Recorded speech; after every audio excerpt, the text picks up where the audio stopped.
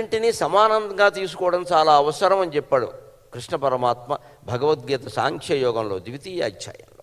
అంచేది వాళ్ళ గీత సాంఖ్యయోగంలో ఉండే స్థితప్రజ్ఞ లక్షణాలు ఆధారంగా మనం పరమాత్మ దర్శనాన్ని ఎలా పొందాలో తెలుసుకుందాం. నిత్య జీవితంలోనే అన్ని పనులు చేసుకుంటూనే. నిత్య జీవితంలో పాటించాలంటే మనకేమిటంటే నిత్య జీవితం అంటే నిత్యం దుఃఖం సుఖం ఏదో ఒకటి వస్తుంది. సుఖమో దుఃఖమో, సుఖస్యానంతరం దుఃఖం, దుఃఖస్యానంతరం సుఖం, ఏదో ఒకటి వస్తూనే ఉంటుంది. ఇక్కడ ఓ పెళ్ళికి వెళ్ళాం, బాగా వాళ్ళు డిన్నర్ ఏర్పాటు చేశారు బ్రహ్మాండంగా. ఇప్పుడు పెళ్ళిళ్ళలో చూస్తున్నారుగా మీరు, fried rice, lemon rice, fried rice, 100 రకాల రైసులు. ఇక్కడ నో రైస్ ఈజ్ నైస్. పైగా వాడు కలిపి పెడతాడు. ఆవకాయ అన్నం వాడు కలపడం యథోదరిద్దరు, మనం కలుపుకోలేము. ఇక్కడ వాడి చేత్తో వాడు కలిపింది మనం తినాలి, ఇదో కర్మ ఇది. వాడే కలిపేస్తాడు ఆయన. పులుసు రైస్, పిప్పి రైస్, మొత్తం మీద నీ రైస్ అన్నీ పిప్పి అవుతాయి.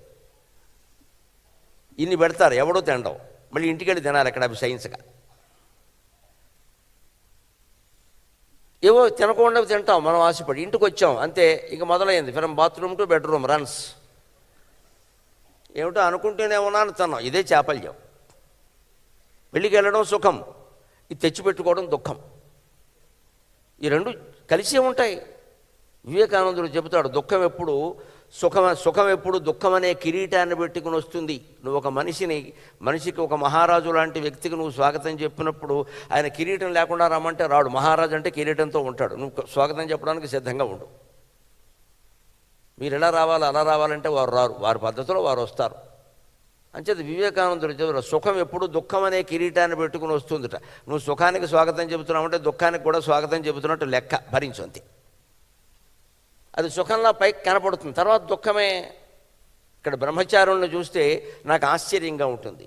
ఎందుకంటే పురుషులకే బ్రహ్మచర్యం కష్టం. మన సంస్కృతి చెప్పిన ప్రకారం, శాస్త్రం చెప్పిన ప్రకారం స్త్రీలకి మరీ కష్టం. అందుకే బ్రహ్మ కుమారీసులో ఉండే ఏ స్త్రీని చూసినా నాకు వెంటనే శిరస్సు వంచి నమస్కారం చేయాలి, చాలు, ఇంకేం అక్కర్లేదు. ఈ బ్రహ్మచర్యం చాలు మిమ్మల్ని ఉద్ధరించడానికి, వేరే ఏమీ చేయక్కర్లేదు. అది మీరు జీవితాంతం అలా పాటించండి. పైగా బ్రహ్మచర్యం అంటే కేవలం ఏదో స్త్రీ సంపర్కం, పురుష సంపర్కం అని అనుకోవద్దు. మానస సంచరరే బ్రహ్మణి, మానస సంచరరే, మానస సంచరరే బ్రహ్మణి, మానస సంచరరే. మదశిఖిపించ అలంకృత చికురే, మదశిఖిపించ అలంకృత చికురే, మహనీయ కపోల విజిత ముకురే. మానస సంచరరే బ్రహ్మణి, మానస సంచరరే. సదాశివ బ్రహ్మేంద్రుల కీర్తన. ఆయన నిరాకారాన్ని సాకారం చేసి నిరూపించాడు. సాకార పరమాత్మ ద్వారా కూడా నిరాకారాన్ని మనం చేరచ్చు. కానీ నిరాకారాన్ని చేరడమే లక్ష్యంగా భావించాలి. సాకారం దగ్గర ఆగిపోకూడదు. అదే బ్రహ్మజ్ఞానము అంటే. సాకారం దగ్గర ఆగిపోకూడదు, నిరాకారాన్ని చేరాలి. సాకారం దగ్గర ఆగిపోతే అన్ని గుడి నమ్మకాలే మిగులుతాయి. ఆ క్షేత్రం, ఆ రూపం, ఆ దేవుడు, ఆయన చేతిలో శూలం, ఆయన చేతిలో బాణం, ఆయన చేతిలో వేణువు, ఇంకోటి ఉంటే వీడు దండం పెట్టడు. ఇదో కర్మ ఇది. పైగా అందరినీ ఇలా మార్చాలని చూస్తాడు. నాకు మళ్ళీ నామం పెట్టుకో, నాకు మళ్ళీ దండ వేసుకో అని మాట్లాడతాడు ఇక్కడ. అప్పుడు ఏమైంది? ఒక ముఠా అయింది. నన్ను మన్నింతులు కాక ఒక ముఠా అయింది అది. ఇక అందులో చేరినవాడు గొప్పవాడు, చేరకపోతే పాపాత్ముడు. దానివల్ల మత కలహాలు వస్తాయి ఖచ్చితంగా. ఒకే మతంలో 10 ముఠాలు వస్తాయి. ఎందుకంటే నువ్వు రూపకల్పన చేసేవు, బాగానే ఉంది, ఆ రూపాన్ని బాగా ఉత్కృష్టం చేసావు, ఇంతకు మించి ఎవరు లేడు. అలా కుదరదు ఇక్కడ, అలా కుదరదు. సనాతన ధర్మం యొక్క విశిష్టత అదే. అసలు మూలమైంది ఎప్పుడూ నిరాకారం. నిర్లేప, నిర్మల, నిత్య, నిరాకార, నిరాకుల, నిర్గుణ, నిష్కళ, శాంత, నిష్కామ, నిరుపప్లవ, నిర్వికల్ప, నిరాబాధ, నిర్భేద, భేదనాశిని, నిర్నాశ, మృత్యుమథని, నిష్క్రియ, నిష్పరిగ్రహ. ఇది బ్రహ్మతత్వం. లలితా సహస్రంలో చెప్పిన మాట. నిర్ అనేటువంటి ఉపసర్గతో 60 నామాలు ఉంటాయి వరుసగా అమ్మవారికి. అమ్మవారు సాకారం, ఆవిడికి ఏమిటండి? ఆవిడ అసలు రూపం నిరాకారం. నువ్వు చెరుగ్గడ పెట్టు, విల్లు పెట్టు, వెదురుగడ పెట్టు, అవన్నీ ఆకారాలంతే. అవి నీ ధ్యానం చేసుకుందుకు మనస్సు లగ్నం కావడానికి పనికొస్తాయి. అది శాశ్వతం అని అనుకోవద్దు. రాముడు, కృష్ణుడు, బ్రహ్మ, విష్ణువు, శివుడు అందరూ నిరాకార పరమాత్మ ధరించిన రూపాలు. ఇవేవీ శాశ్వతం కాదు. నిరాకార పరమాత్మ ఒక్కటే శాశ్వతం. ఆ తేజస్సు నువ్వు దర్శిస్తే ఆ తేజస్సులోనే నువ్వు లీనమవుతావు, అందులో నువ్వు భాగం కాదు, నువ్వే అది అని అర్థమైపోతున్నప్పుడు ఆత్మ వేరు పరమాత్మ వేరు అనే మాటే ఉండదు. ఎవరిని ఉద్ధరించేది ఏం లేదు ఇక్కడ. ఇంతవరకు కప్పుకున్నటువంటి బాదరబందీ గడ్డ ఇవన్నీ గడ్డి గాదం ఉంది, అది తొలగించుకోవడమే ఆధ్యాత్మికత అంటే. నిత్య జీవితంలో మనం చాలా గడ్డి గాదం కప్పుకున్నాం. ఇక్కడ బాదరబందీ అంటారు. ఎందుకంటే కొంతమంది వేసుకుంటారు చూడండి, పెద్ద పెద్ద కోట్లు లాంటివి వేస్తారు, దానికి 12 గుండీలు ఉంటాయి, అదే బారాబందీ. 12 గుండీల మధ్యలో బందీ అయ్యాడు వాడు. బాదరబందీ కాదు, అది బారాబందీ. ఈ 12 గుండీలు ఇవి తీస్తే కానీ వీడు చొక్కా విప్పలేడు. ఇది ఎప్పటికవ్వాలి, ఇంకో మనిషి కావాలి, పైగా వీడు పడుకుంటే ఇంకోటి వచ్చి తీయాలి, వాడు తీసుకోలేడు. ఇంత పెద్దది. ఇవి చిన్న లాల్చీకే 4 గుండీలు ఉంటే బారాబందీ ఉంటే ఎంత కష్టం, అదే పలుకుబడిలో బాదరబందీ అయింది. ఆ 12 గుండీలు ఉండే పెద్ద చొక్కా విప్పడం ఎంత కష్టమో, ఇలాగ 12 రకాల బంధాలు పెంచుకున్న మన సంసారాలు విప్పడం కూడా అంతే కష్టం ఇక్కడ. అందుకే బాదరబందీ అన్నారు. తెలుగులో ఒక జాతీయం సామెత అర్థమైతే బ్రహ్మతత్వం అంతా అర్థమవుతుంది, అందులో ఉన్నది అదే. ఈ బాదరబందీ పెంచుకున్నాం, ఇది తొలగించుకోవడమే మోక్షం, కొత్తగా పొందాల్సిందంటూ ఏం లేదు. మనం ఆ స్థితిలో ఉన్నాం, మోక్ష స్థితిలోనే ఉన్నాం మనం. అందుకే త్రైవ్యం ఆస్మగమ పార్థ నైతత్వయుపబజ్యతే. నీకు ఎక్కడి నుంచి వచ్చిందయ్యా ఈ చేతకానితనం అర్జున, నేను యుద్ధం చేయనంటున్నావు, ఎక్కడి నుంచి వచ్చింది ఈ చేతకానితనం? నైతత్వయి ఉపబజ్యతే, అసలు నీలో ఇది లేదు కదా, నీకు ఎందుకు వచ్చింది అంటున్నాడు. నువ్వు తెచ్చిపెట్టుకున్నావు. మనలో లేనటువంటి జీవత్వాన్ని, మనలో లేనటువంటి దేహస్పృహని, మనలో లేనటువంటి మనోభావాల్ని మనం తెచ్చిపెట్టుకున్నాం. అసలు నిజంగా లేవు అవి. ఇప్పుడు తెచ్చిపెట్టుకోవడం వాటిని పోగొట్టుకోవడమే మోక్షం తప్పితే కొత్తగా తెచ్చుకోవాల్సింది ఏం లేదు అక్కడ. వీఆర్ ఇన్ దట్ స్టేట్, అదే స్థితిలో ఉన్నాం మనం. దానికి భగవంతుడు ఏం చెబుతున్నాడంటే 2వ అధ్యాయంలో చాలా స్పష్టంగా, నీ నిత్య జీవితంలో దుఃఖాలు వస్తున్నాయి, సుఖాలు వస్తున్నాయి కదా, ఎలా ఉంటున్నావు వాటి పట్ల? దుఃఖేషు అనుద్విగ్నమనాగ సుఖేషు విగతస్పృహక వీతరాగ భయక్రోధక స్థితధీర్ మునిరుచ్యతే అన్నాడు. స్థిత ప్రజ్ఞ లక్షణాల్లో ఒక దుఃఖం వచ్చింది, అనుద్విగ్నమనాక. సహజమండి, కన్నీళ్ళు వస్తాయి, బాధ కలుగుతుంది, అయ్యో అంటాం. కానీ కింద కుప్ప కూలిపోవలసిన అవసరం ఏమిటి? వెంటనే బీపీ ఎందుకు పెరిగిపోవాలి? వెంటనే షుగర్ ఎందుకు పెరిగిపోవాలి? 1200 1300 అయిపోతే బతుకుతాడా? ఇవన్నీ ఎందుకు పెరుగుతున్నాయి? ఆ దుఃఖం రాకూడదు అని మన మనస్సులో బాగా కోరుకున్నాం, వస్తే మనం సిద్ధంగా లేము. అంటే మనం తత్వం మనకి గడ్డి బరకంత కూడా అర్థం కాలేదు. దుఃఖం రాకుండా జీవితం ఉంటుందా? భగవద్గీత చెప్పిన కృష్ణుడికి దుఃఖం రాలేదా? కృష్ణుడు అనుభవించిన దుఃఖాలు మనం ఎవ్వరు అనుభవించాల, రాముడు అనుభవించిన దుఃఖాలు మనం ఎవ్వరు అనుభవించాల. ఒక వజ్రాల వ్యాపారి ఒక వేదాంతిగా మారే ముందు పడిన కష్టాలు, బ్రహ్మబాబా గారు పట్టిన కష్టాలు మనమేం పడలేదు ఇక్కడ. ఒక వజ్రాల వ్యాపారం నుంచి వేదాంతంలోకి రావడం అంటే ఎంత కష్టమో. వేదం మట్టిబట్టలు అమ్ముకునేవాడికి కూడా వైరాగ్యం లేదు ఇక్కడ. వజ్రాలు అమ్ముకునేవాడు మానేసి ఇందులోకి దిగాడంటే అంతకంటే యోగం ఏమిటి? అదే రాజయోగం. ఆయన పాటించిందే రాజయోగం. ఆయన వజ్రాల వ్యాపారిగా ఉంటుంటే వజ్రాల వ్యాపారిగా కొంతకాలం ఉండేవారు, వాళ్ళ అబ్బాయికి ఆస్తిపాస్తులు ఇచ్చేవారు, వాళ్ళు మళ్ళీ వజ్రాలు అమ్ముకునేవాళ్ళు, అంతే, అంతకంటే ఏం లేదు ఇక్కడ. కానీ ఇవాళ విశ్వమంతా వారు చెప్పిన తత్వం వ్యాపించింది. ఇది నిజమైన వజ్రాల వ్యాపారం కదా, ఇంతకంటే ఏమిటి?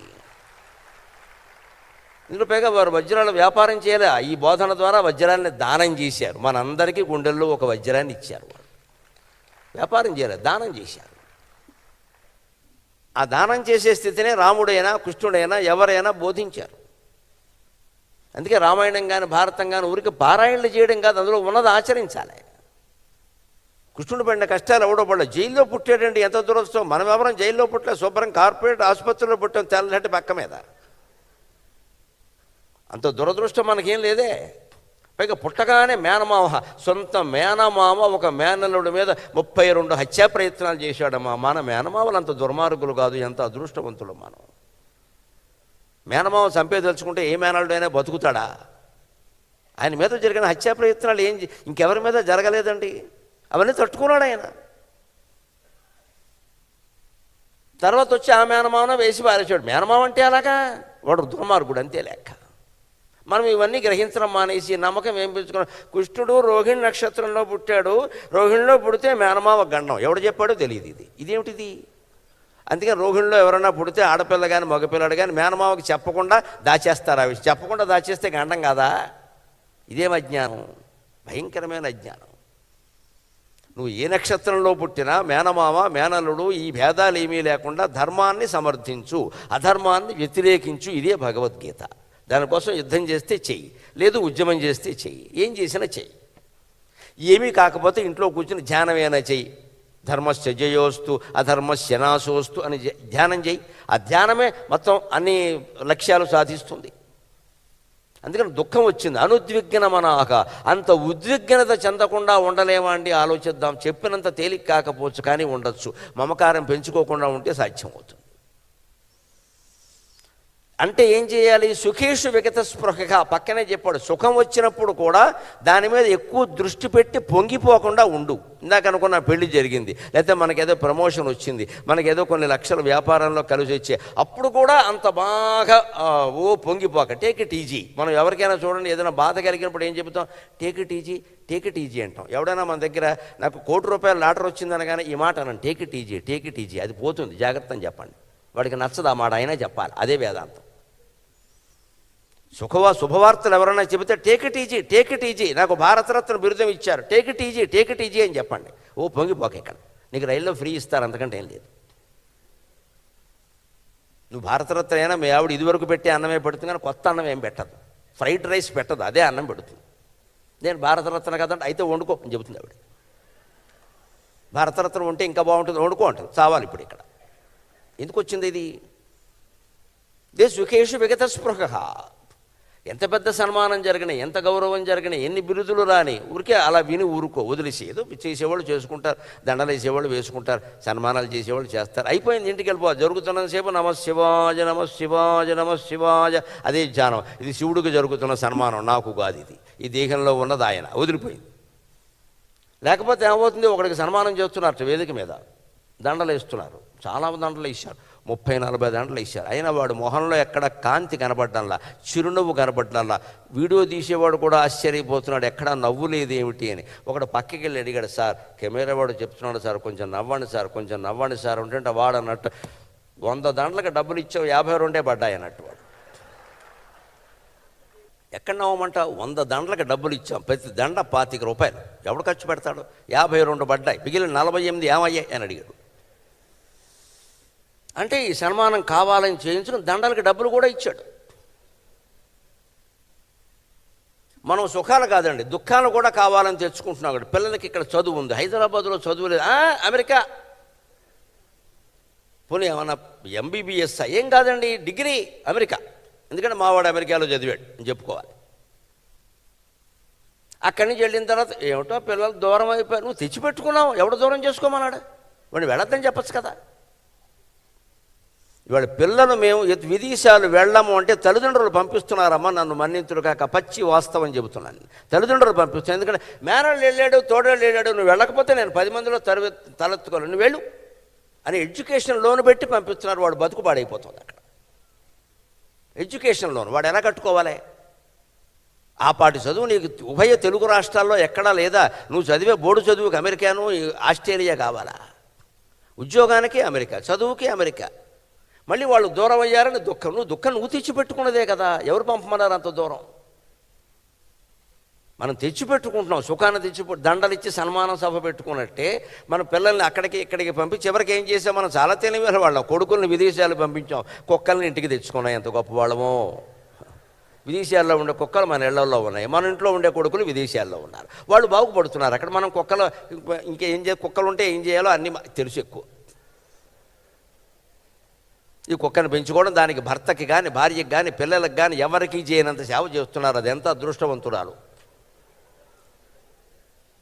ఎందుకంటే తోడు నీడగా ఉన్న కొడుకు కోళ్ళు ఏమయ్యారు? వాళ్ళతో పడదు మనకే. దుఃఖాలు సుఖాలు మనం తెచ్చిపెట్టుకుంటున్నాం కదా. అందుకని దుఃఖంలో ఊరికే అంత ఉద్విగ్నతకి లోను కాకు, సుఖం మీద అంత దృష్టి పెట్టుకోకు. వదిలేయి ఆ విషయాన్ని, ఎక్కడిదెక్కడ వదిలేయి. Take it easy. సుఖాన్ని కూడా టేక్ ఇట్ ఈజీ. వీత రాగ భయక్రోధక. ఈ దుఃఖానికి సుఖానికి మూలం ఏమిటండి? రాగ. అది చాలా గొప్ప మాట. రాగం అంటే సంగీతంలో రాగం కాదు, బేగడ బెలహరి కాదు, నాటారవి భైరవి ఆనంద భైరవి కాదు, ఎదుకుల కాంభోజి ఆ రాగాలు కావు. ఇష్టం. రాగం అంటే ఇష్టం. అందుకే రాగద్వేషాలు ఉండొద్దు అంటారు. ద్వేషం ఉండొద్దంటే చాలామంది ఒప్పుకుంటారు. రాగం ఉండొద్దని తెలియదు, ఇష్టం కూడా ఉండొద్దు. నీకు ఇష్టం ఉందంటే ద్వేషం వస్తుంది, ఇష్టం లేకపోతే ద్వేషం రాదు. నాకు మా అబ్బాయి అంటే ఇష్టం అన్నామంటే మిగిలిన వాళ్ళంటే ఇష్టం లేదని అర్థం. ఆ ఇష్టం అనడం మానయి. అందుకే శ్రీకృష్ణుడు మొత్తం జీవితం మీద ఎక్కడ నాకు వారంటే ఇష్టమని ఒక్క మాట ఎక్కడా మాట్లాడలేదండి. అందరూ ఒకటే, ఆయనకి అందరూ ఒకటే. కాబట్టి 16,000 సంవత్సరాలు చేయగలిగాడు. వారికి నేనంటే ఇష్టమో లేదో నాకు తెలియదు, నాకు అందరూ ఒకటే, తీసిపారాయి అన్నాడు. ఎవరంటే ఇష్టం లేనప్పుడు ఎవరంటే ద్వేషం కూడా ఉండదు. అది పదార్థాల్లో రుచి దగ్గర నుంచి ఈ పదార్థం ఇష్టమో అన్నామంటే పెద్ద ఇబ్బంది. ఎవరింటికి వెళ్ళినా ఆ పదార్థమే వేస్తారు. ఇంక అందులో మా బోటికాళ్ళని చూస్తున్నాం. ఇక్కడ పొరపాటున ఏదైనా ఎక్కడో చెప్పాను నేను వంకాయ పచ్చడి ఇష్టమని, తర్వాత నాకు 3 నెలల పాటు వంకాయ పచ్చడి వేశారు. ఎక్కడికి వెళ్ళి సత్యాన్ని తినలేక మళ్ళీ ఇంటికి వచ్చి మా ఆవిడకి చెప్పాల్సి వచ్చింది, చంపి వంకాయ పచ్చడి చేసామంటే ఊరుకొని మొహం వచ్చేసిందని. వెళ్ళిన చోట అంతా ఎందుకంటే మీరు టీవీలో చెప్పారండి, ఏం చెప్పకుండా ఎలా ఉంటామమ్మా, 2 గంటలు ఏదో ఒకటి వాగాలి కదా. ఏదైనా సొంత విషయం చెబితే ఆయనకి ఇది ఇష్టం అంట, మొత్తం వంకాయ పచ్చడి ఆయన మీద వేసేయండి, ఇంకా అభిషేకం చేసి. అందుకని నేను అప్పుడు అనుకున్నాను, ఈ వంకాయ పచ్చడి మానేయాలరా బాబు, కాశీ పడితే వదిలేయాలనుకున్నాను నేను. ఏదైనా నువ్వు ఇష్టం అంటేనే ద్వేషం వస్తుందమ్మా, లేకపోతే రాదు. ఇక్కడ అదే రాగ, వీత రాగ, భయ. రెండోది మన బాగా పీడిస్తున్నది భయం, అనేక రకాల భయాలు. వృద్ధాప్యం వస్తుందేమో అని భయం, లేకపోతే జుట్టుకు రంగెందుకేస్తామండి. నువ్వు జుట్టుకు రంగేసావంటే బ్రహ్మజ్ఞానానికి కాదమ్మా, భక్తి జ్ఞాన వైరాగ్యాల్లో దేనికి పనికిరావు. ముందు ఆ పని మానేయాలి. అది తెల్లగా ఉండని, ఎర్రగా ఉండని, మొత్తం లేకుండా పోని, అది అలా ఉంటే అలా ఉంటుంది, అంతే లెక్క.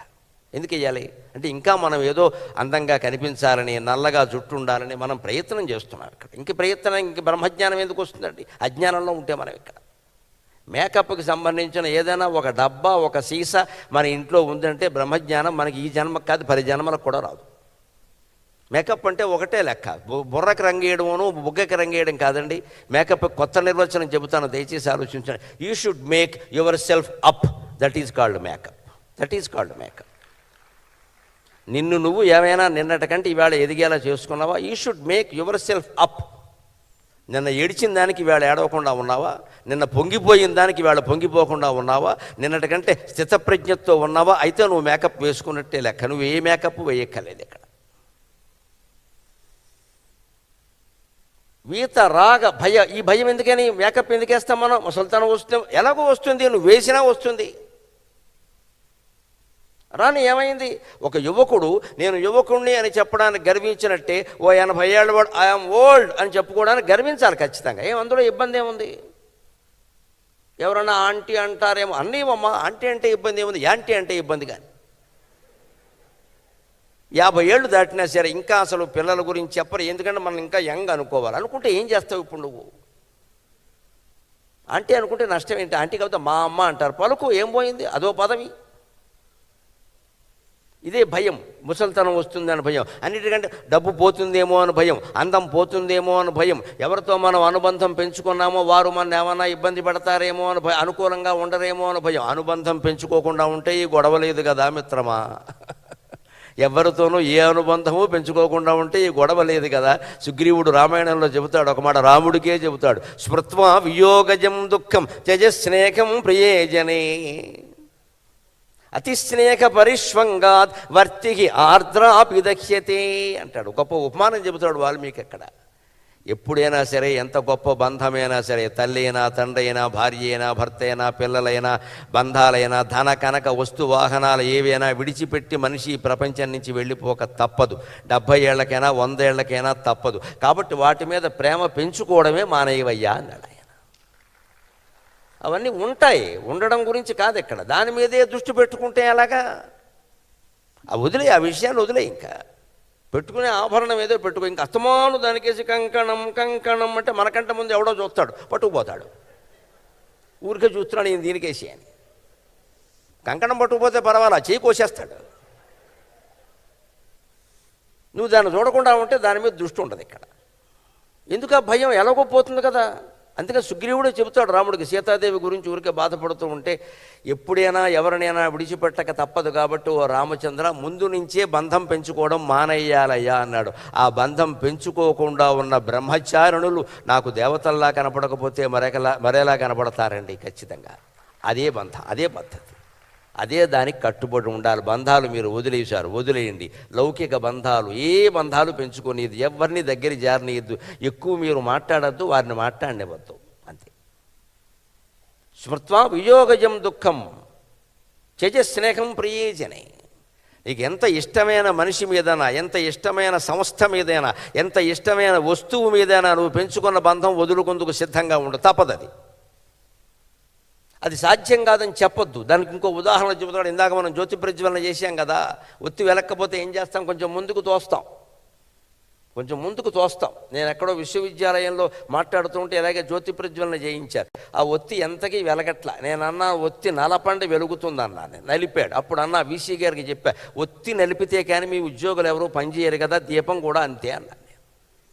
ఎంత ఒత్తి నలపకపోతే పనిచేస్తారండి వాళ్ళ ఉద్యోగస్తులు. ఒత్తి నలపండి బాగా, వీసీ గారు అలవాటు కదా అంటే ఆయన చమత్కారానికి సంతోషించాడు. బాగా చెప్పారండి. ఒత్తేనా అంతే, నలిపితే కానీ వెలగదు. ఒక్కోసారి బాగా నూనెలో తడపాలి. దాన్నే చెబుతున్నాడు వాల్మీకి ఇక్కడ. ముందు నీటిలో గంట సేపు తడిపిన ఒత్తైనా సరే, నీటిలో గంట సేపు ఒక ఒత్తి నీటిలో పడిపోయిందండి పొరపాటుని, మనం తీసేంత అయ్యో నీటిలో పడిపోయింది వెలుగుతుందా అనుకోకండి. దాన్ని ఏం చేయాలంటే బాగా పిండేసి నూనెలో 2 గంటలు తడపాలి. అప్పుడు దానికి మళ్ళీ నూనె అణువులు పోయి నీటి అణువులు పోయి నూనె కణాలు దానికి వంట పడతాయి. అప్పుడు అది ఖచ్చితంగా వెలుగుతుంది. అంతగా నీటిలో తడిసిపోయిన ఒత్తి కూడా నూనెతో కలవగానే వెలిగింది కదా. నూనె అనడానికి సంస్కృతంలో స్నేహం అంటారు. అందుకోసం వాల్మీకి చెప్పాడు, నువ్వు స్నేహం పెంచుకున్నావంటే తడి ఒత్తి కూడా వెలుగుతుందిరా, ఎందుకు వచ్చిన వెలగడాలి ఇవన్నీ అన్నాడు. తడిపేసిన ఒత్తి కూడా స్నేహం పెంచుకోవద్దు. ఎవరితోనైనా సరే ఎంతవరకు ఉండాలో అంతవరకు. అయిపోయింది, మీ గదిలోకి మీరు, మా గదిలోకి మేము వెళ్ళిపోయాం అంతే. ఇంకా అక్కడికి వెళ్ళి ఏకాంతంగా ఉండడమే లెక్క. వీతరాగ భయక్రోధక. అప్పుడు ఇష్టం వదిలేసినప్పుడు, భయం వదిలేసినప్పుడు క్రోధం ఎందుకు వస్తుందండి? క్రోధాన్ని కూడా వదిలిపెట్టడమే లెక్క. స్థితధీహి, వాడి బుద్ధి స్థిరంగా ఉంటుంది. కాబట్టి ఆయనంటే నాకు చాలా ఇష్టం అన్నాడు. అలా ఉండాలంటే ఎలా ఉండాలి? తర్వాత శ్లోకంలో చెబుతున్నాడు, ఎస్ సర్వత్ర అనభిస్నేహక తత్ప్రాప్య శుభాశుభం.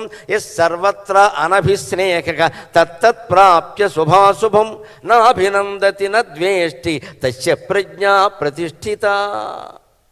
ప్రతి విషయంలోనూ సర్వత్ర అనభిస్నేహక.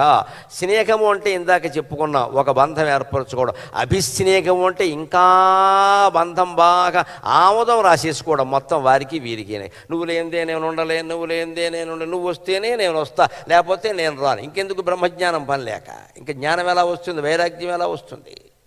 పైగా ఇంకో మాట అండి, శివపురాణంలో ఉన్న మాట చెబుతున్నానమ్మా. మానసిక వైకల్యం కలిగిన పిల్లలు పుడతారు కొంతమందికి. పుట్టింది మొదలు అలాగే ఉంటారు. 20 ఏళ్ళు ఉంటారో, 30 ఏళ్ళు ఉంటారో, 40 ఏళ్ళు ఉంటారో తెలియదు. తల్లిదండ్రులు చచ్చిపోతారు వాళ్ళకి సేవ చేయలేక. ఏం చేసినా అది మెరుగు కాదు. ఈవేళ ఆటిజం వ్యాధి ప్రపంచం అంతా వ్యాపిస్తోంది, హైదరాబాదులో కూడా గమనించండి. ఈ మానసిక వైకల్యం ఉన్నవాళ్ళు ఎందుకు పుడతారంటే మామూలు వైద్యపరమైన కారణాలు అవన్నీ పక్కన పెట్టండి, వేరే విషయం. పురాణంలో చెప్పిన కారణం ఏమిటంటే, ఎవరితో అయితే మనం ఉద్యోగపరంగానో, సంసార పరంగానో, మరొక సంస్థ పరంగానో, దేని పరంగానో బాగా అటాచ్మెంట్ పెంచేసుకున్నామో, నువ్వు లేనిదే నేను లేను, నువ్వు లేనిదే నేను లేనని పెంచేసుకున్నామో వాళ్ళే తర్వాత జన్మలో మనకి పిల్లలు కాబట్టి మంచం మీదే పడుకుని ఉంటారు. చచ్చినట్టు 30 ఏళ్ళు నువ్వు చూస్తూ కూర్చోవాలి. ఎందుకంటే నిన్ను చూడందే నేను ఉండలేను అన్నావు. చూడు, వాడికి కాళ్ళు లేవు, చేతులు లేవు, చూస్తూ కూర్చో. వాడు కదలలేడు, నువ్వు సేవ చెయ్యాలి. కానీ నువ్వు కోరుకున్నది ఇది కాదు కదా. నువ్వు ఏమన్నావు? నిన్ను చూడందే నేను ఉండలేనవునా, నీ కాళ్ళు చేతులు అన్నీ ఉండాలి, నువ్వు బ్రహ్మాండంగా పనిచేయాలని చెప్పలేదు కదా. దేవుడు చాలా తెలివైన వాడండి. అంటే మనం ఏది కోరితే అదే చేస్తాడు, అక్కడ చుక్కట్టేస్తాడు ఆయన. ఎందుకంటే నేను వాడిని చూడందే నేను ఉండలేను అన్నావు, కానీ వాడికి సర్వావయవాలు ఉండాలని నువ్వు చెప్పలేదుగా, అంతే. ఎందుకంటే మనకి ఎన్ని తెలివితేటలుంటే మనం పుట్టించిన వాడికి ఎన్ని ఉంటాయి వరాలు ఇచ్చేవాడికి, అంతే. ఆ స్థితిని ఎందుకు కొని తెచ్చుకోవాలి? కారణాలు వేరే ఉండనండి. ఇవాళ ఆటిజం వ్యాపిస్తుందంటే దానికి కారణం కనిపిస్తుంది స్పష్టంగా. స్మార్ట్ ఫోన్లు వాడుతున్నారు బ్రహ్మాండంగా, పక్క మీద పెట్టుకుంటున్నారండి ఫోన్లు. పిల్లలు అక్కడే ఉన్నారు, నెలలు నిండని పిల్లలు. వాళ్ళ మీద రేడియేషన్ ప్రభావం వచ్చిందమ్మా, వాళ్ళకి మెదడు ఎదగడం లేదు. మెదడు ఎదగనప్పుడు ఏ అవయవమూ ఎదగదు. మెదడు అంటే ఆజ్ఞా కేంద్రం, మనం బొట్టు అందుకే పెట్టుకుంటాం. ఆజ్ఞా కేంద్రం, కమాండింగ్ సెంటర్. ఆ కమాండింగ్ సెంటరే మూతపడిపోయింది, క్లోజ్ చేసేసారు దాన్ని. మెదడు మీద రేడియేషన్ ప్రభావం విపరీతంగా ఉంది. పైగా మామూలు స్మార్ట్ ఫోన్లా ఐకాన్, డీకాన్, వీకాన్ ₹1,00,000 ఫోన్ పెడుతున్నాడు అక్కడ. వీడు మెదడు పాడైంది. అర్ధరాత్రి 1 గంటకి ఎందుకంటే ఫోన్ అక్కడ. మనకు తప్పదా? మనకి ఎవరు ఫోన్ చేస్తారు? ఎవరమ్మా ఫోన్ చేసి? యమధర్మరాజు. ఎందుకు చేస్తారు? నా ఫోన్ 9ంటికో 10ంటికో 11ంటికో అవతల పారేయలేమా, దూరంగా హాల్లో ఎక్కడో పెట్టలేమా, ఆఫ్ చేసి పొద్దున్నే చేయమని చెప్పలేమా, లేకపోతే దూరంగా పెట్టి ఒకళ్ళు పలికితే వెళ్ళొచ్చు కదా. పోనీ ఏదో దుర్వార్త అర్ధరాత్రి వచ్చిందంటే దుర్వార్త అయి ఉంటుంది, శుభవార్త ఎవడు చెబుతాడు అర్ధరాత్రి? అప్పుడు పరిగెత్తచ్చు కదా, చూడొచ్చు కదా. ఈ కర్మ తెచ్చిపెట్టుకోవడం పక్కన తరగడా పక్కనే పెట్టుకుంటున్నారండి. దానివల్ల మొత్తం పిల్లల అవయవాలు దెబ్బతిని ఆటిజం వ్యాపిస్తుంది వేళ. ఇది కాకుండా కూడా వేరే కారణం మానసిక ఉంది, పెంచుకోవద్దని చెప్పాడు.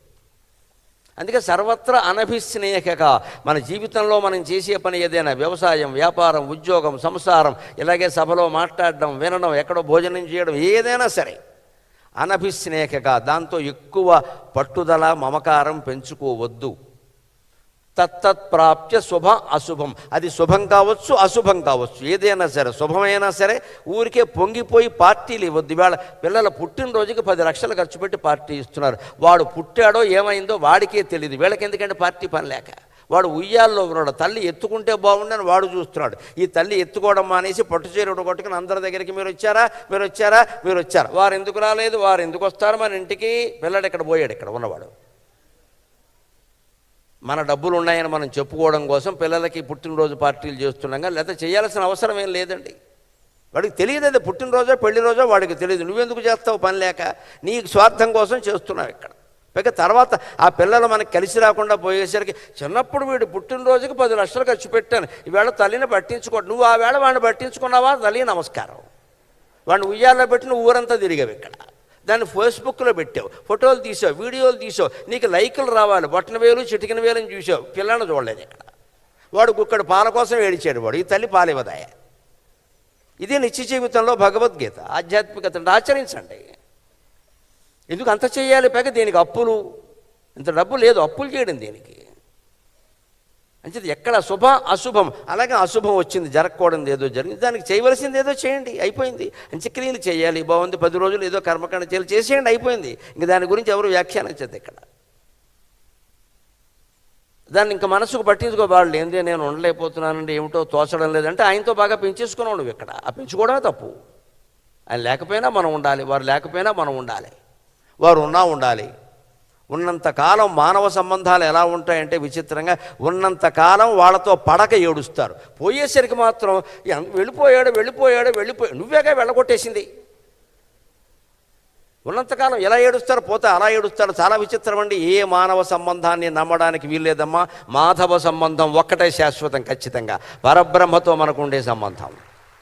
ఆత్మబంధం తప్పితే అనవసర బంధాలు నమ్మడానికి వీల్లేదు. అందరూ తొలి డ్రామా ఆడుతున్నారు ఇక్కడ.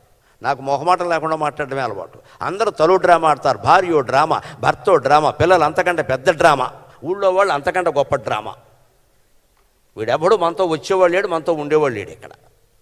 వాళ్ళు డైలాగ్ బదులు డైలాగ్ వేసేయడమే. నాటకంలో 2 నటులు నటిస్తూ ఉంటారు. ఏం కోరుకుంటారు? ఒక నటుడు పక్క నటుడి నుంచి వాడు బాగా నటిస్తే నేను కూడా బాగా నటిస్తా, అంచేది భార్య బాగా నటిస్తుంది, భర్త కూడా బాగా నటించడం సరిపోతుంది. ఇది నాటకం అని తెలుసుకుంటే చాలు. ఆ నాటకానికి అతీతంగా ఉండగలిగిన బ్రహ్మకుమారి సోదరీమణులకు మరోసారి నమస్కారం చేస్తున్నాను. మీరు నాటకమే వదిలేశారు, గొడవలేదు. చెప్పారు కదా, సినిమాలు చూడరు, పార్టీలకు వెళ్ళరు, మద్య మాంసాలు సరే ఆ జోలికి. ఇంతకంటే యోగం ఏమిటండి? సినిమాలు చూడకుండా ఉండగలిగితే జీవితం అంతా బ్రహ్మాండంగా ఉంటుంది. అందులో ఇవాళ వచ్చే సినిమాలు చూసేలా ఉన్నాయా? ఇదేమన్నా లవకుశ రామ పట్టాభిషేకమా చూడడానికి? ఇక్కడ ఏముంది? చూడకపోవడమే మంచిది. దానికి తోడు ఈ స్మార్ట్ ఫోన్ కూడా వదిలేస్తే గొడవలేదు. ఇంకా ఏం చూడక్కల్లా.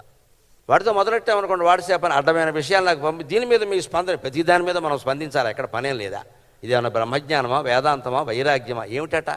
లోకంలో అనేకం జరుగుతాయి, స్పందించాం అంటే అసలు ఆ యంత్రమే మన దగ్గర ఉండదు, తీసేయి, మనకేం అవసరం. ఇది సర్వత్రా అనభిస్నేహ తత్తత్ప్రాప్య శుభాశుభం నా అభినందతి నద్వేష్టి. శుభం జరిగింది కదా అని ప్రత్యేకించి అభినందించొద్దు, అలాగే అశుభం జరిగింది కదా అని దాన్ని వ్యతిరేకించను వద్దు, రెండూ వద్దు.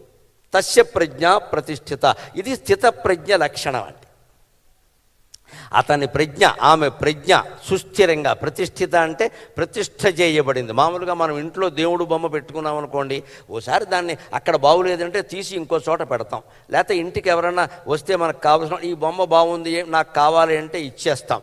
దేవుడి గుళ్ళో ప్రతిష్ఠ చేసిన బొమ్మను ఎవరికి ఇవ్వలేం కదా, దాన్ని ఆరాధన చేసి శతాబ్దాల తరబడి అక్కడే ఉంచుతాం కదా.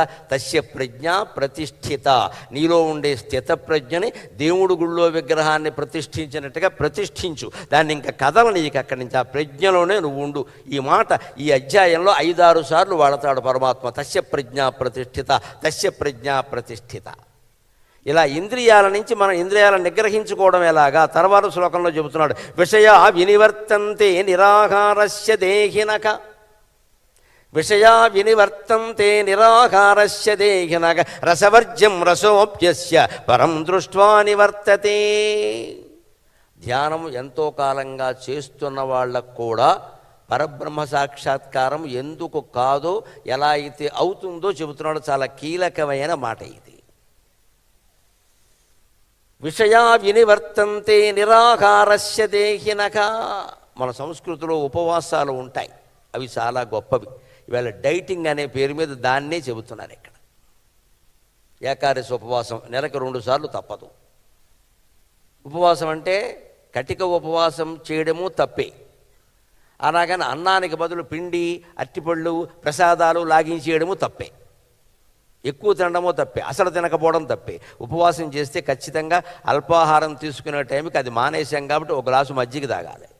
ఎందుకంటే కడుపు, ఇందులో పేగులు అవి క్లచెస్లా ఉంటాయి, రంపపు ముళ్ళులాగా. పడాయి ఇంకా పడాయమే, లేకపోతే నిన్ను తింటా అన్నట్టుగా ఉంటాయి ఇవి. అంచేది 8:30కి మనం ఇడ్లీ తినో అల్పాహారం తినే అలవాటు ఉంటే ఆ సమయానికి ఇడ్లీయో దోశ తిను, లేకపోతే 1 గ్లాసు మజ్జిగ పారాయి, దాంతో సంతోషిస్తుంది. ఈ పూటకి ఇంతే ప్రాప్తం అని. మళ్ళీ అన్నం తినే సమయం వచ్చింది, 2 గ్లాసులు తాగాయి. మరి అన్నం కదా, కొంచెం ఎక్కువ ఆహారం, 2 గ్లాసులు మజ్జిగ తాగాయి. ఊరుకో, పాలో మజ్జిగో, కాఫీ టీలు కాదు. మళ్ళీ సాయంత్రం ఏదో కాస్త టీ తాగే అలవాటు ఉంది, మానయ్య మజ్జిగ తాగాయి. రాత్రి 2 పళ్ళు తిని పడుకో, ఇది రోజు ఉపవాసమే. ఇందులో కటిక ఉపవాసం చేస్తే ప్రమాదం ఏమిటంటే, ఆ ఉపవాసం పెరిగిన కొద్దీ మనిషికి జ్ఞాపక శక్తి నశిస్తుంది.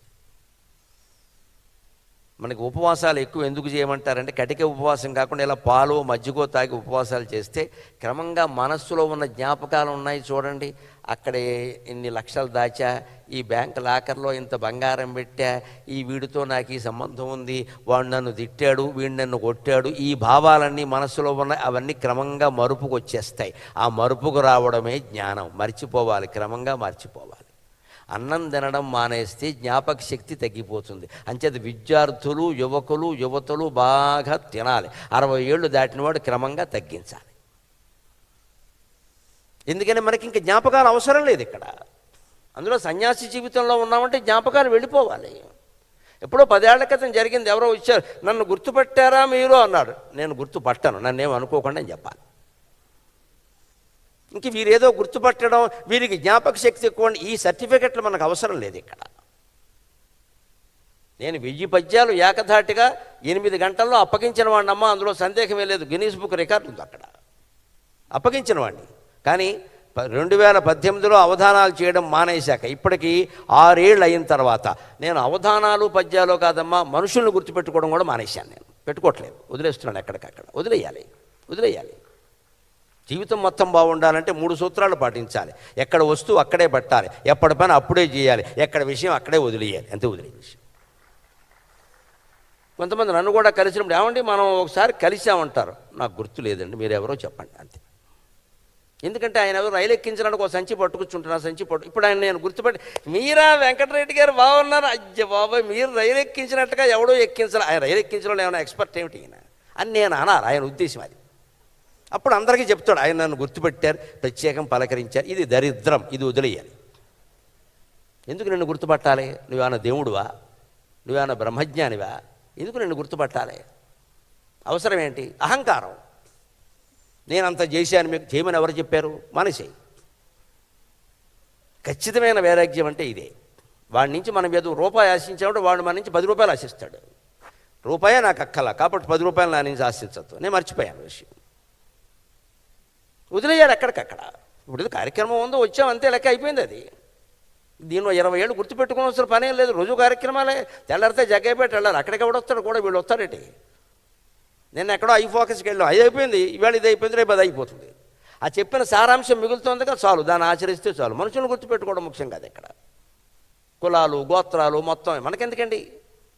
ఇదే బంక బాగా అంటించుకోవడం అంటే. అది వదిలేమని చెబుతున్నాడు భగవంతుడు. అన్నం తినడం మానేస్తే కలిగే ఒక పరిణామం, దాని ప్రయోజనం అన్నాను నేను. పరిణామం ఏమిటంటే జ్ఞాపక శక్తి తగ్గిపోతుంది.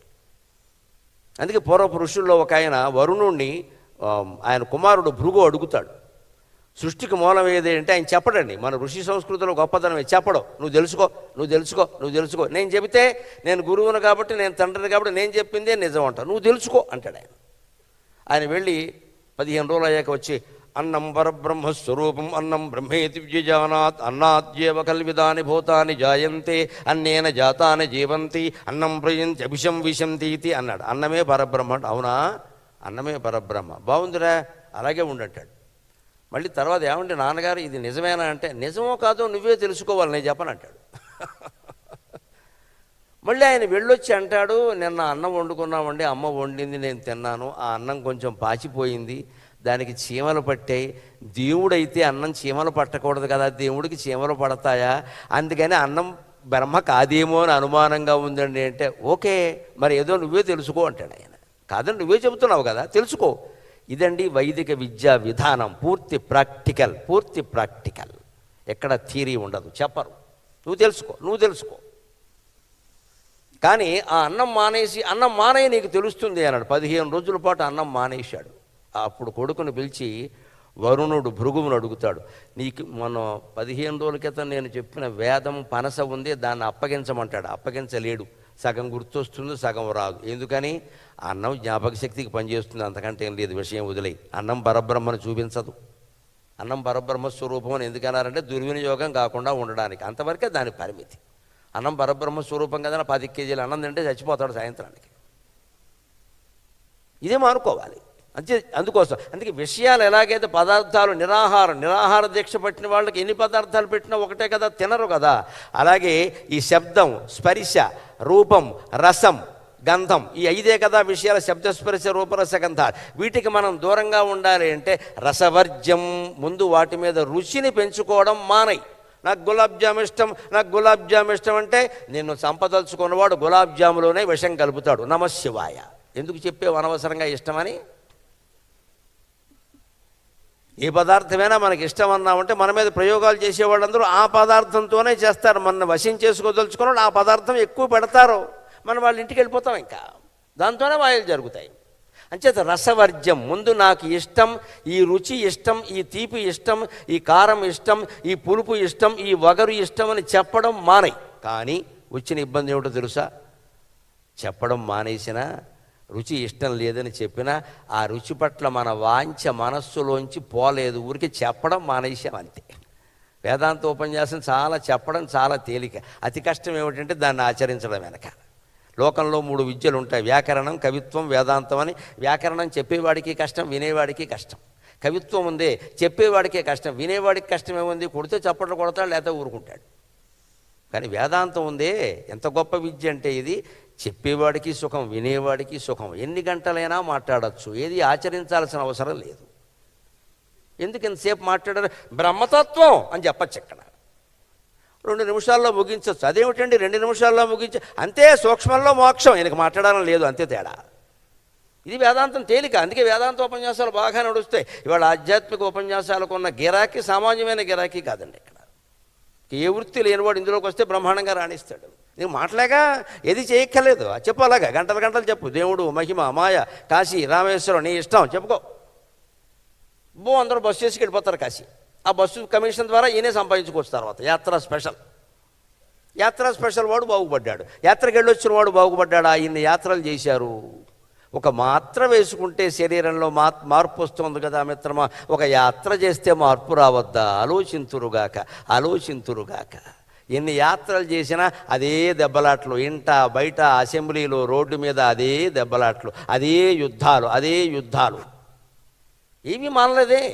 ఎక్కడ మార్పు వచ్చింది? అంచేత యాత్ర ప్రయోజనం ఏం లేదు, ఊరికే తిరిగి రావడం, ఫోటోలు తీసుకోవడం తప్ప. ఎందుకు లేదు? మన మనస్సు మీద మనం దృష్టి పెట్టలా. రసవర్జ్యం రసోప్యస్య. రసం అలాగే ఉంది, రుచిని మీద కాంక్షను విడిచిపెట్టావు కానీ నీ మనస్సులో అసలు ఈ పదార్థమే నాకు అక్కర్లేదు అనేటువంటి భావానికి రాగలిగావా? ఎప్పుడు వస్తాడు అంటే పరం దృష్ట్వా నివర్తతే, పరమాత్మ దర్శనం అయినప్పుడు మాత్రమే ఆ విషయవాంఛల్ని వదిలిపెట్టగలుగుతాడు.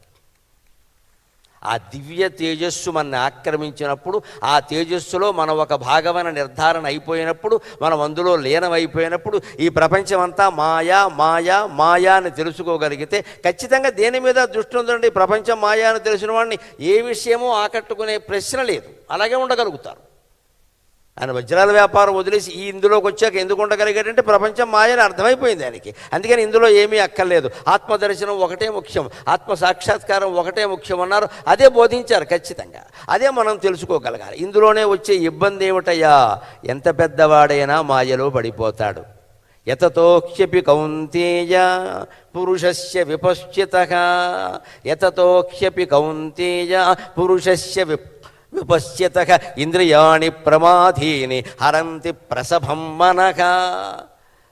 పురుషస్య విపశ్చితః అంటే బాగా జ్ఞానం ఉన్నవాడైనా సరే, బాగా ధ్యానం చేసేవాడైనా సరే, మాలాగా బాగా గ్రంథాలు చదివేసి బ్రహ్మాండమైన ఉపన్యాసాలు ఇచ్చి దేశ విదేశాల్లో అందరినీ ఆకర్షించే వాళ్ళైనా సరే, విపశ్చితః అంటే ఇదే మేళం. మేళం అని ఎందుకంటానంటే వీళ్ళేం గొప్పవాళ్ళు కాదు, వీళ్ళు కూడా పడిపోతారు. చాలామంది మేము మాట్లాడే వాళ్ళని చూసి ఏమనుకుంటారంటే ఆయన అసలు అపూర్వం ఏం లేదమ్మా, మాకు ఎన్ని లోపాలు ఉన్నాయో మాకు తెలుసు, మా ఇంట్లో వాళ్ళకి తెలుసు. మీరు అనుకుంటే అలాగా? అందుకే మా కాళ్ళ మీద పడినా కూడా ఎవరికి ఏమీ రాదు, మా మట్టి మీకు అంటుకోవడం తప్ప కలిసి వచ్చేది ఏం లేదు ఇక్కడ. అందుకే బ్రహ్మకుమారి సంస్థలో పాదాభివందనాల నిషేధం అని ఇందాక చెప్పారు, చాలా సంతోషం. అది అలాగే కొనసాగించండి, అలాగే కొనసాగించండి.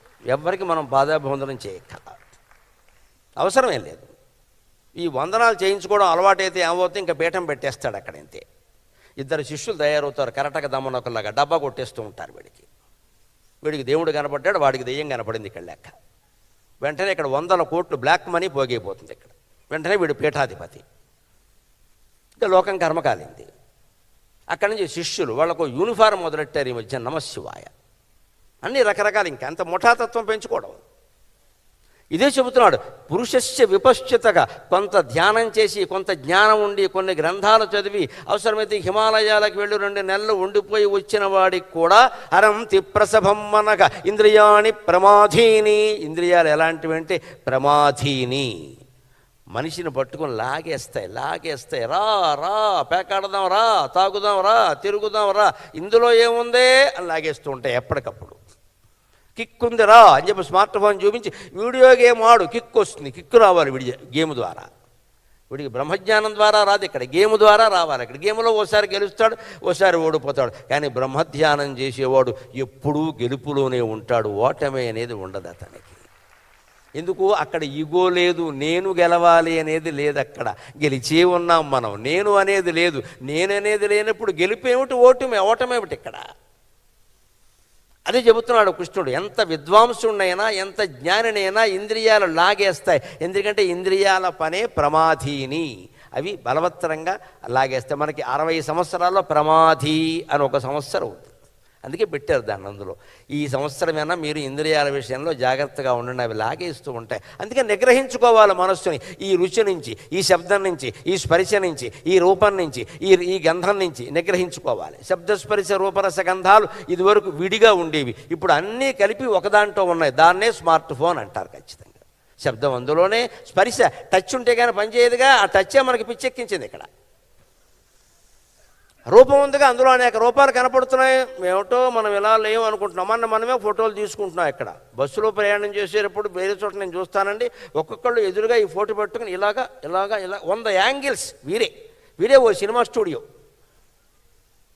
ఇక అక్కడి నుంచి నేను బాగున్నానా లేదా, అన్ని ఫోటోలు తీస్తే ఎలా బాగుంటావయ్యా, ఒకటి తీసుకుంటే బాగుంటావు.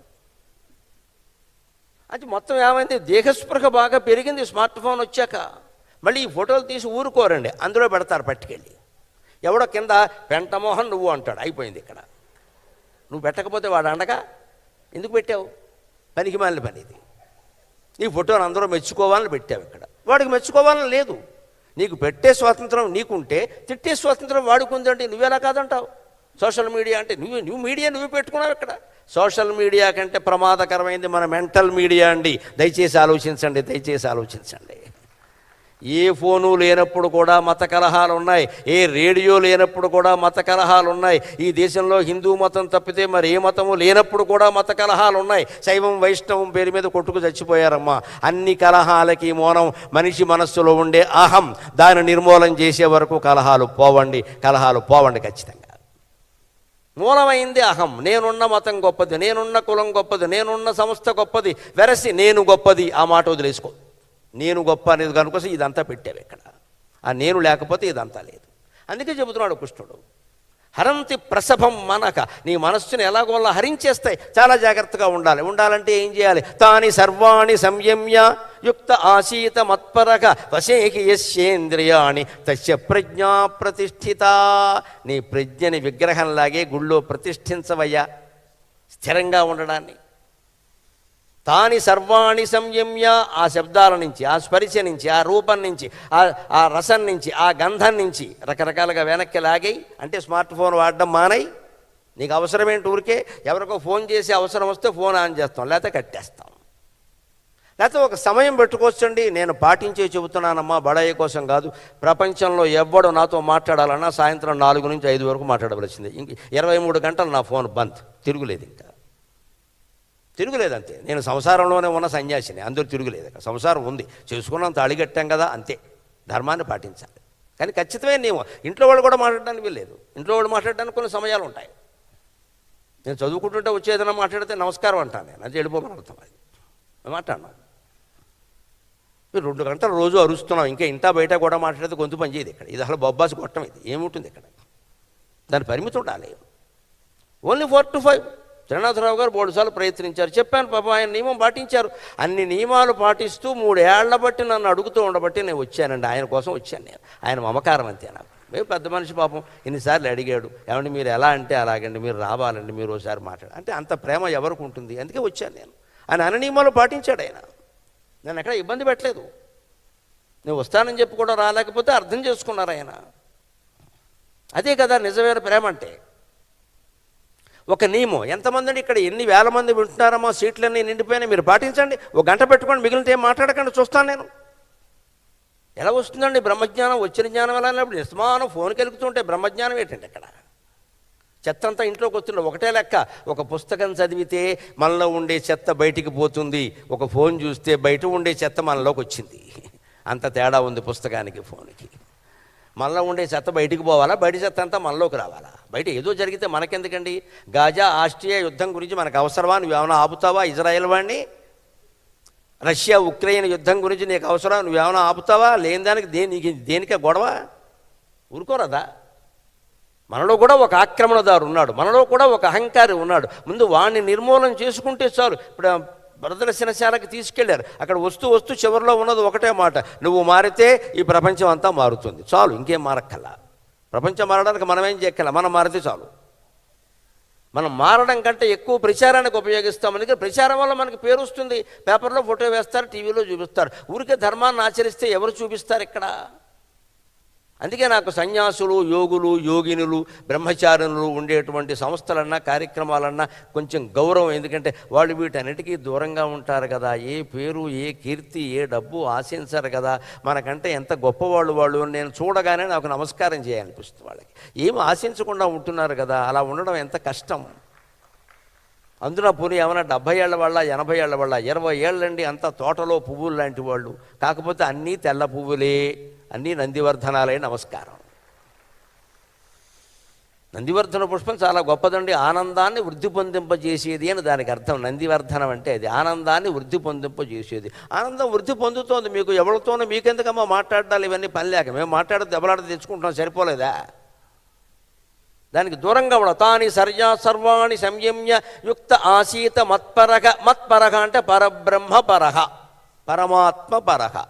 ఎవడు పరమాత్మకు తన మనస్సుని అంకితం చేసి ఎవరైతే ఈ ఇంద్రియాలన్నిటి నుంచి తన మనస్సుని వెనక్కి లాక్కుని ఉంటాడో, వశేహి తస్య ఇంద్రియాణి, అతనికి ఇంద్రియాలన్నీ వశంలో ఉంటాయి. తస్య ప్రజ్ఞా ప్రతిష్ఠిత. ఎలా వశం చేసుకోవాలి దానికి ఒక ప్రక్రియ చెప్పాడండి. నిత్య జీవితంలో దాన్ని అనుసరిస్తే చాలు. ఎక్కడ మన మనస్సు విషయాల మీదకి వెడుతోందో అక్కడే దాన్ని వెనక్కి లాగాలి. జాయతో విషయాన్ పుంసక సంగస్తేషోపజాయతే సంగాత్ సంజాయతే కామః కామాత్ క్రోధోభిజాయతే క్రోధాత్ భవతి సమ్మోహక సమ్మోహాత్ స్మృతి విభ్రమక స్మృతిభ్రంశాత్ బుద్ధినాశో బుద్ధినాశాత్ ప్రణశ్యతి. ధ్యాయతో విషయాన్ పుంసక, మన మనస్సు. అందుకే నేను సోషల్ మీడియా కంటే ప్రమాదం మన మెంటల్ మీడియా అని చెబుతున్నా. నీ మనస్సులో ఒకే విషయాన్ని పదే పదే పదే పదే ఆలోచించావంటే అది నీ మనస్సును పట్టేసుకుంది. అది కామం కావచ్చు, క్రోధం కావచ్చు, లోభం కావచ్చు, మోహం కావచ్చు, మదం కావచ్చు, మాత్సర్యం కావచ్చు, ఏదైనా సరే ఆలోచన వస్తుందండి. మన రంగంలోనే ఉన్న ఇంకొకరికి ఏదో ఒక పదవి వచ్చింది, మనకి రాలేదనుకోండి, వెంటనే ఆయనకి ఇచ్చారు ఆవిడకి ఇచ్చారు నాకెందుకు ఇవ్వాలా అని అనిపిస్తుంది వెంటనే. అక్కడ ఆ భావాన్ని అలా వదిలేయి, దయచేసి దాన్ని ప్రోత్సహించద్దు, చేర్చద్దు, పేర్చద్దు, దాంతో ఘర్షణ పడద్దు. Just leave it. గాలికి భావాలు వస్తూనే ఉంటాయి, గాలికే పోతూ ఉంటాయి. దాన్ని పెంచద్దు.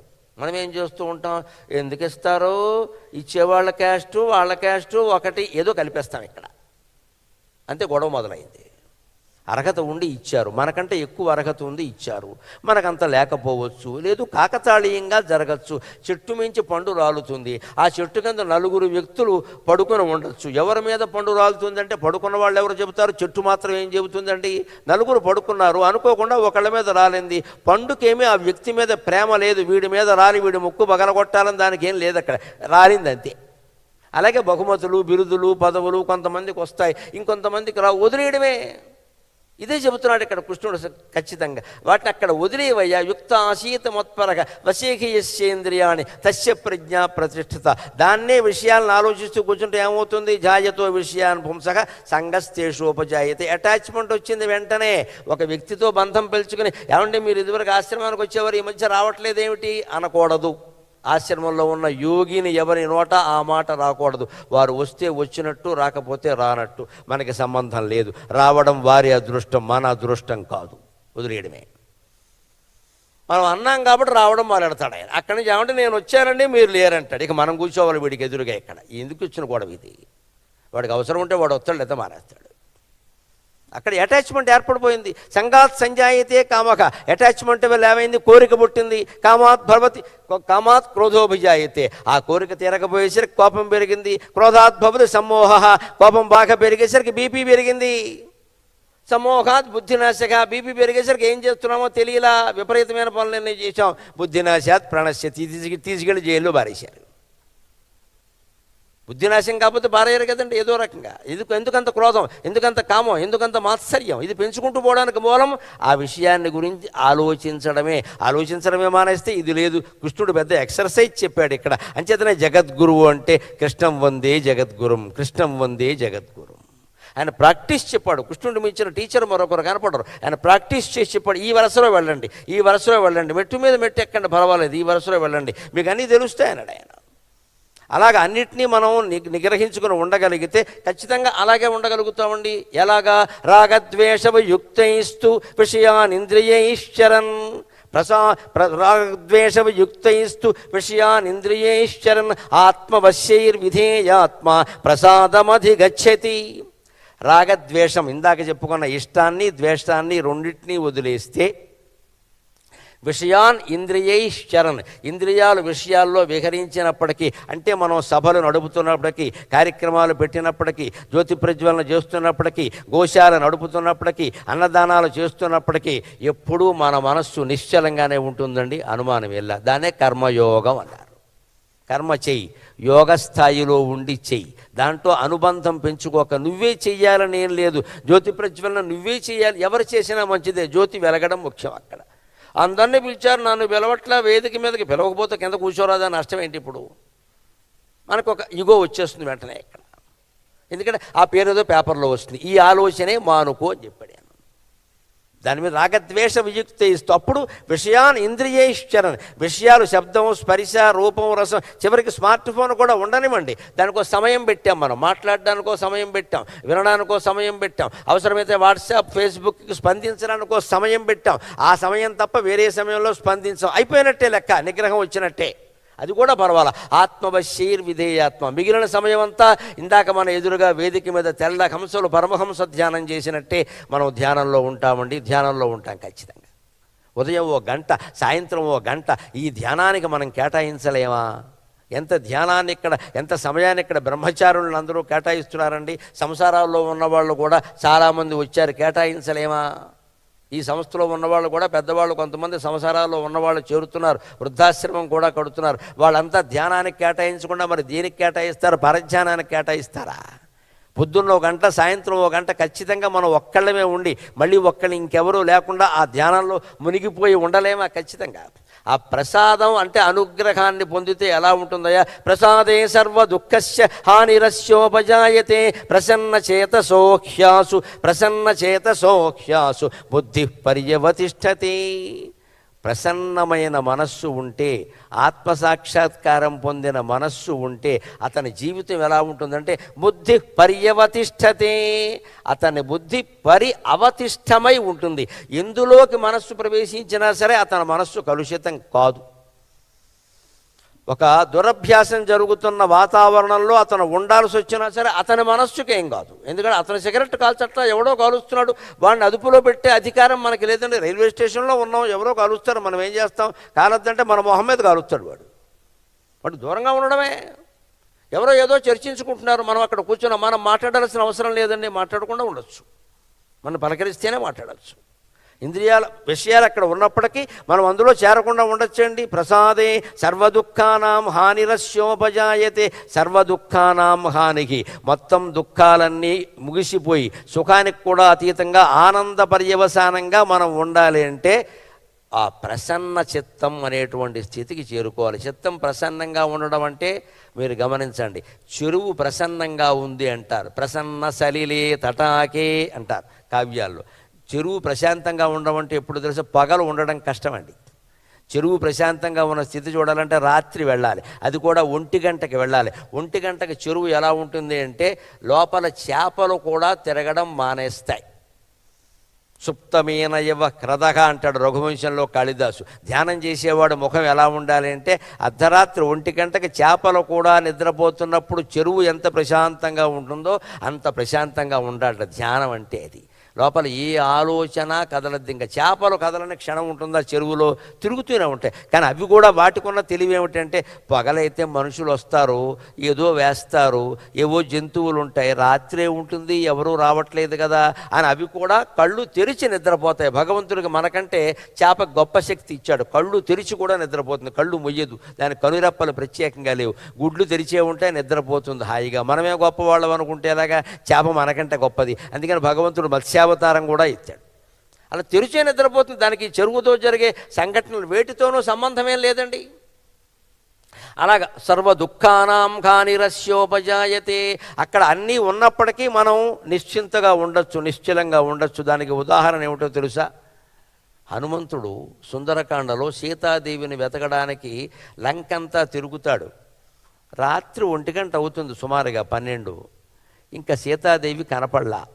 అప్పుడు ఆయన అనుకుంటాడు, సీతాదేవిని తోటల్లోనూ ఎక్కడో వెతికితే అలాగా పుష్పక విమానంలోనూ ఈ సన్నాసి అంతఃపురంలో దాచి ఉంటాడు. అంతఃపుర స్త్రీలందరూ ఉంటారు కదా అక్కడ దాచి ఉంటాడు. అక్కడ వెతకాలని అంతఃపురంలోకి ప్రవేశిస్తాడు. బ్రహ్మచర్యం యొక్క గొప్పదనం ఏమిటో, బ్రహ్మచర్యానికి ఎదురయ్యే పరీక్ష ఏమిటో, ఆ పరీక్షను ఎలా తట్టుకోవాలో హనుమంతుడు అక్కడ చెబుతాడు మనకి రామాయణంలో. ఆయన బ్రహ్మచారి, కానీ ఆయన ప్రవేశించింది ఎక్కడికి? రావణుడు అంతఃపురంలోకి. వాళ్ళంతా భార్యలు కావచ్చు, ఎత్తుకొచ్చిన వాళ్ళు కావచ్చు, బలాత్కరించిన వాళ్ళు కావచ్చు, రకరకాలు వాళ్ళు ఆయనకి వశ్యమైపోయారు. రామాయణం ప్రకారం చూస్తే, రావణాసుడు ప్రవర్తన బట్టి చూస్తే సీత నెంబరు 25-26, అప్పటికి చాలామంది అయిపోయారు. వాడికి అదే పని. వాళ్ళందరూ అక్కడ ఉన్నారు. వాళ్ళు ఎలా ఉన్నారంటే ఇక వర్ణిస్తే బాగుండదు నేను ఈ సమావేశంలో, అంత దరిద్రంగా ఉన్నారు. అర్ధనగ్నంగా, ముప్పావునగ్నంగా వాళ్ళు రకరకాల తాగేసి తినేసి అడ్డంగా పడిపోయి ఒకళ్ళు వీణ వాయిస్తూ ఆ వీణ మీద కాలు వేసి ఒకళ్ళు రకరకాలుగా ఉన్నారండి. పాపం హనుమంతుడికి బ్రహ్మచారికి ఏమనిపించిందంటే, నేను బ్రహ్మచారిని కదా, ఇటువంటి చోట నేను తిరగచ్చా? నా బ్రహ్మచర్యం పాడైపోదా? అట్మాస్ఫియర్ అంటాం కదా మనం, అట్మాస్ఫియర్ వాతావరణం చాలా ముఖ్యం కదా. ఇటువంటి స్త్రీలు ఇలా ఉన్న చోటుకి నేను రావచ్చా అంటే పాపం ఆయన ఏమనుకుంటాడు, మరి రాకపోతే సీతాదేవిని ఎక్కడ వెతకాలి? అంతఃపురంలో వెతకకుండా అబిడ్స్ జంక్షన్లో వెతుకుతావా సీతాదేవి ఉందా అని? దొరుకుతుందా? సీతాదేవి స్త్రీ, వాడు ఎత్తుకొచ్చాడు, అంతఃపురంలోనే పెడతాడు.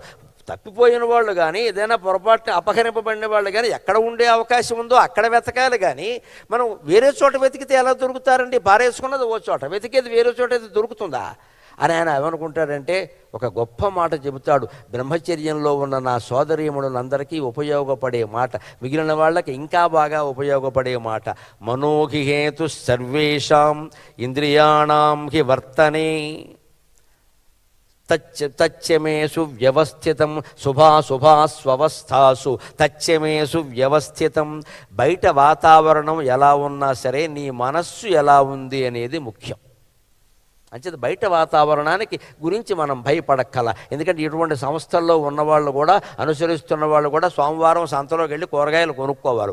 లేకపోతే కూరగాయలు ఎలా వస్తాయి? ఎంతోమంది పెళ్ళైన వాళ్ళతో, పిల్లలు ఉన్న వాళ్ళతో కలుస్తూ ఉండాలి, మాట్లాడుతూ ఉండాలి, తప్పదు. ఎన్నో కార్యక్రమాలకు ఎంతోమందిని పిలవడానికి వెళ్ళాలి. మనం దేనికోసమో బయటికి వెళ్ళాలి, వేరే వాళ్ళు ఎందుకోసమో మన దగ్గరికి వస్తారు, తప్పదు. ఇది ఇంద్రియాణం ప్రవర్తనే. హనుమంతుడికి ఎదురైన పరీక్ష మనకు రోజు ఎదురవుతుందండి, తప్పదు కదా.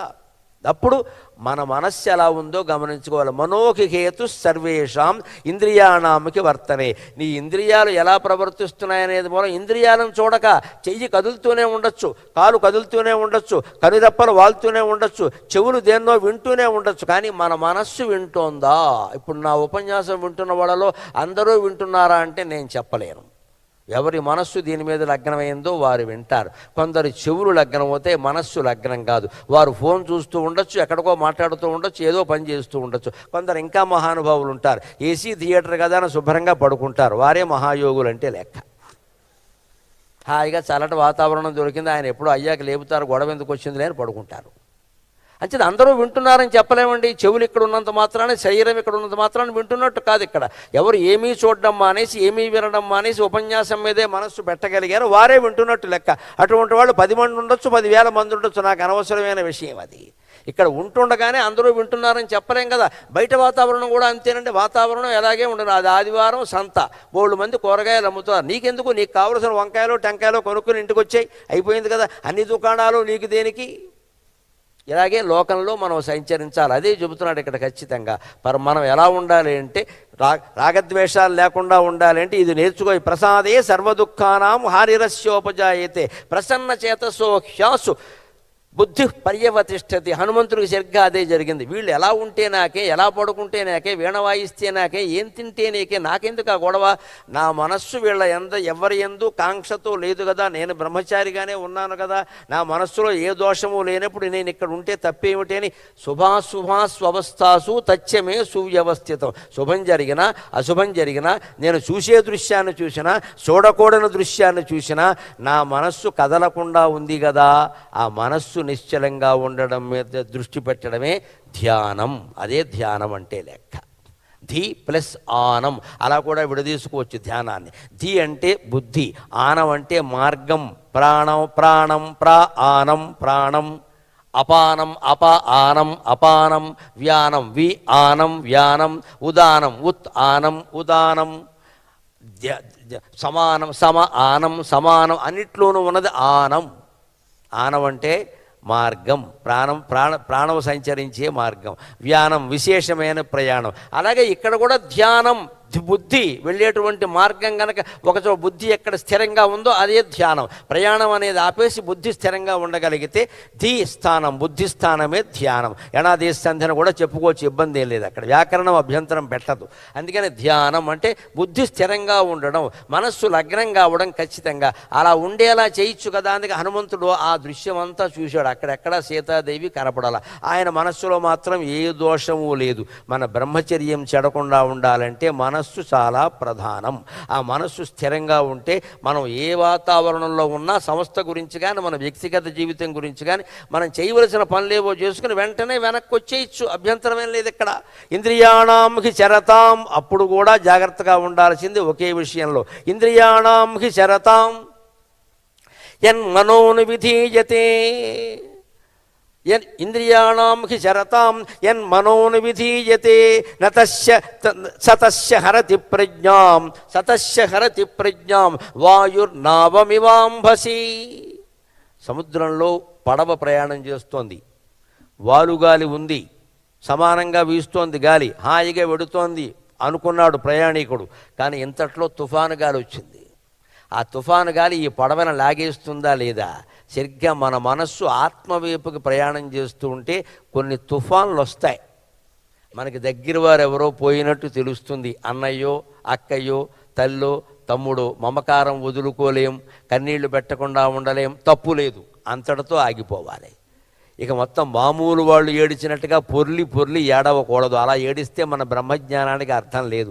మీరు భారతం కానీ భాగవతం కానీ చదివితే తెలిసే గొప్ప విషయం ఏమిటో తెలుసా? 14,093 శ్లోకాల వ్యాస భాగవతంలో కానీ 1,700 శ్లోకాల వ్యాస భారతంలో కానీ మొత్తం చదివిన వ్యక్తిగా చెబుతున్న ఒక్క చోట కూడా శ్రీకృష్ణుడు కన్నీళ్లు పెట్టాడు. ఎప్పుడూ నిశ్చలంగానే ఉంటాడు. ఆయన వాళ్ళు ఎవరూ పోలేదా? ఆయన కళ్ళ ముందే 80 మంది సంతానంలో 72 మంది తాగి తందనాలు ఆడిపోయారు. శ్రీమద్రమారమణ గోవిందో హరి అన్నాడు, ఎవరిని పట్టించుకోలేదు.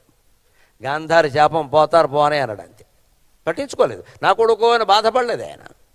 మనం ఇవాళ సంసారాల్లో కానీ బయట కానీ చిన్నది ఏదైనా జరిగేసరికి తలడెళ్ళిపోతున్నాం. ఇక్కడ అదే వద్దు అని చెబుతున్నాడు. ఇక్కడ వాయుర్నావమివాంభసి, ప్రశాంతంగా సముద్రంలో ప్రయాణం చేస్తున్న నావని ఒక తుఫాను గాలి వచ్చి కొట్టేసుకుపోయినట్టే, నీటిలో కలిపేసినట్టే మన మనస్సును కూడా తదస్య హరతి ప్రజ్ఞాం, మనం స్థిరంగా ఉన్న ప్రజ్ఞాన్నమే దాన్ని హరించేస్తుందయ్యా. ఎందుకంటే ఇంద్రియాణం హి చరతాం యన్ మనో అనువిధీయతే.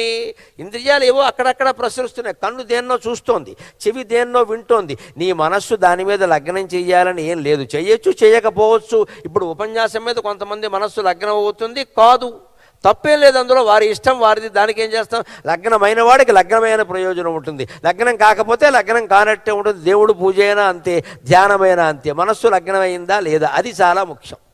దాన్ని నువ్వు లగ్నం అనగా చెడు విషయాల మీద మన మనస్సు లగ్నం కాకుండా ఉంటే చెడు వాతావరణంలో ఉన్న ప్రమాదం లేదు. అలాగని మనం తీసుకెళ్ళి చెడు వాతావరణంలో పెట్టుకోకూడదు. సినిమాలు చూడొద్దు అని ఇక్కడ బ్రహ్మకుమారిల నిర్ణయం ఉంది. అది చాలా గొప్ప నిర్ణయం. ఆ వాతావరణంలోకి మనం ఎందుకు వెళ్ళాలి అసలు? కానీ నాబోటిగాడికి సినిమా చూడక తప్పదమ్మా. ఎందుకో చెబుతా. మంచినీళ్ళు దాగి పిల్లలు చిన్నపిల్లలుగా మా ఇంట్లో ఉన్నంతకాలం పిల్లల కోసం నేను సినిమాకి వెళ్ళేవాడిని. నాకు కొంత సహజంగా ఆసక్తి ఉంది, వాళ్ళ కోసం కొంత. ఎందుకంటే నేనేదో జ్ఞానం వైరాగ్యం అంటే పెళ్ళాం పిల్లలు ఒప్పుకుంటారా? వాళ్ళ సరదాలు వాడుకుంటాయి. మంచి సినిమా, మీరు కూడా చూడాల్సిన సినిమా అని నన్ను కవించేవాళ్ళు. పైగా డబ్బులు పెట్టాల్సింది నేనేగా, స్టాక్ బ్రోకర్ నేనే ఎక్కడ. కానీ వెళ్ళేవాడిని. వెళ్ళి అదేదైనా బాగుంటే చూసేవాడిని. లేకపోతే తర్వాత ఏం అలవాటు చేసుకున్నానంటే 2 బెరడాలు కొనుక్కున్నాను. అసలు రహస్యం ఇప్పుడు చెబుతున్నాను. 2 బెరడాలు, ఈ చెవులో ఓటి ఈ చెవులో ఓటి పెట్టుకోవడం. ఎందుకంటే వాడు డిటిఎస్ సౌండ్ పెడతాడు, చచ్చిపోతాం మనం. ఎక్కడ డీజే సౌండ్ ఏదో అంటారు, భయంకరమైన సౌండ్. ఇద్దరు మనుషులు ప్రేమించుకోవడానికి అంత సౌండ్ ఎందుకో నాకు అర్థం కాదు. ఏ బంధము లేకుండా ఆత్మ సంబంధంతో ఇంతమంది ఒకే సంస్థలో క్రమశిక్షణతో ఉండగలుగుతున్నారే, ఇంతకంటే అనురాగ బంధం ఎక్కడైనా ఉంటుందా? ఏ డీజే సౌండ్, అసలు సౌండే లేదు ఇక్కడ. నేను చెబుతున్నాను కదా, ఇందాక వస్తూ నాకు అనుమానం వచ్చింది, ఎవరు లేరేమో అనుకున్నాను. నేను లోపలికి వచ్చి చూశాక నేను ఎలా ఉండాలో నాకు అర్థమైంది. అందుకే నేను మొత్తం ఇక్కడి నుంచి అక్కడ వరకు వెళ్ళి అందరికీ నమస్కారం చేసి వచ్చా. పరమ గౌరవ భావంతోనే చేశాను ఆ నమస్కారం.